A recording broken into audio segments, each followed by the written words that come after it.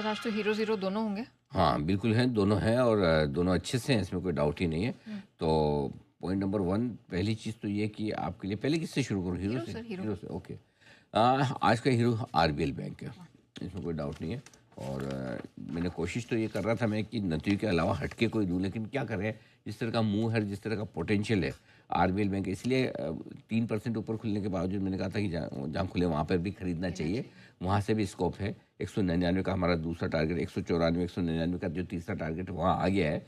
200 के ऊपर अब फ्रेश और बड़ी तेज़ी बनेगी, अदरवाइज़ 199 के आसपास के टारगेट आ गए। लेकिन एक अच्छा मूव आया आरबीएल में, और इसलिए मैं कई बार कहता हूँ खाली हेडलाइन नंबर्स पढ़ने से कुछ नहीं होगा, अंदर जाके डिटेल में देखना चाहिए। इसी का एक एग्जांपल और देता हूँ मैं आपको। क्या? आर से आरबीएल और आर से आर के फोर्जिंग है, रामकृष्णा फोर्जिंग। यस। अरे ये स्टॉक लाई है, जिसमें एक खबर आई थी कि इन्होंने एक इंडिपेंडेंट इंटरनल एक्सटर्नल एजेंसी नियुक्त की है जो कि इन्वेंट्री मिसमैनेजमेंट को लेकर जांच करेंगे। स्टॉक खुला कहाँ है? 590 पे, और भाव किया है 630 है, डे हाई पर, डे लो पर खुलकर डे हाई 40 रुपये की रिकवरी बनी है। जबकि ऐसा देखा जाए तो इन्वेंट्री मिसमैनेजमेंट वाली बात है तो नेचुरली नेगेटिव होती ही करती है, लेकिन मैनेजमेंट ने पहले ही ये बोला कि भाई जो भी नुकसान होगा वो हम कंपनी पर और शेयर होल्डर पर नहीं डालेंगे, बैलेंस शीट पर नहीं डालेंगे, और इसलिए स्टॉक बहुत तेज़ी से रिकवर हुआ है। तो ऑफकोर्स सेंटिमेंट के लिहाज से नेगेटिव होती ही है खबर, इसमें कोई डाउट नहीं है।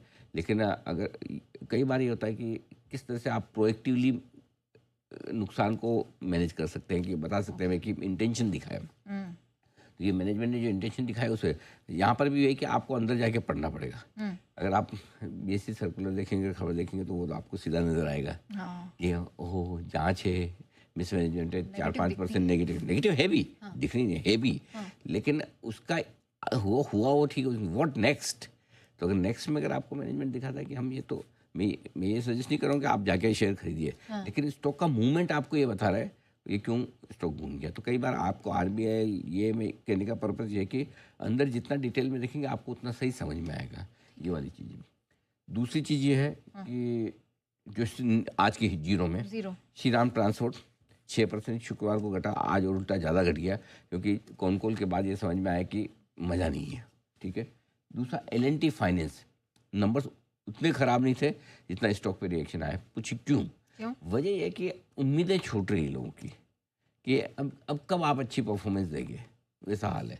तो इतना गिरने के पीछे जो है ना नेहा, कारण यही है कि अब जब लोग है ना एक्सपेक्टेशन छोड़ने लगते हैं कि यार मज़ा ही नहीं आ रहा बिल्कुल भी, अब स्टॉक कब परफॉर्म करेगा वो पता नहीं। तो 2 जीरो हो गया आपकी Shri Ram transport, L&T finance, और 2 हीरो में आरबीएल बैंक और रिलायंस। ठीक है। मैं रिलायंस बोलना भूल गया, बीच में आरके फोर्जिंग की बात निकली थी।